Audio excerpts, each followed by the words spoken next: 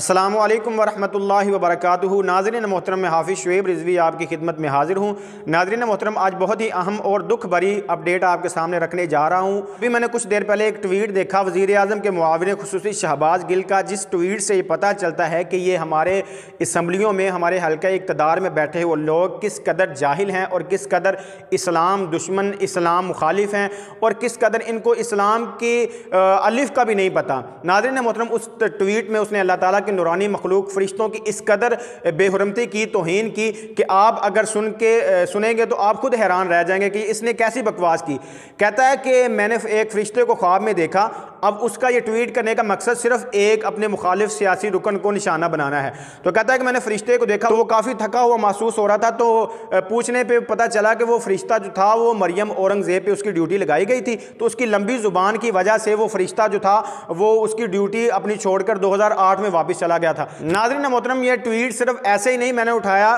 چونکہ ٹویٹ آج کل بہت فیک بھی چل رہے ہیں، میں نے اس شہباز گل کی جو آئی ڈی ہے، ٹویٹر اکاؤنٹ جو ہے، اس میں جا کے میں نے سرچ کی تو یہ ٹویٹ واقعی وہاں پہ موجود تھا۔ اور وہاں پہ جو بڑی بات ہے کہ اس کے چاہنے والے پی ٹی آئی کے جو دیگر لوگ تھے وہ اس کی حمایت میں اور بھی اسلام کی توہین کر رہے تھے، اور کافی لوگ تھے جو لبیک یا رسول اللہ کہنے والے تھے، یا دیگر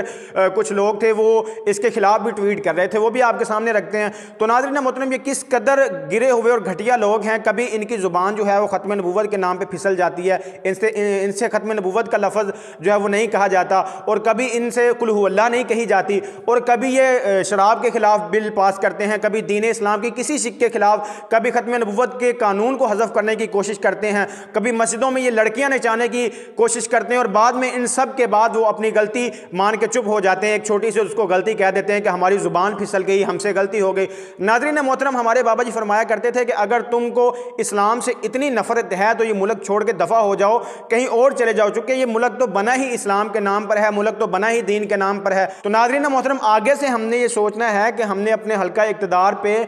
کن لوگوں کو بٹھانا ہے۔ ہم نے دین سے محبت کرنے والے لوگوں کو بٹھانا ہے، یا اس طرح کے غداروں کو، اس طرح کے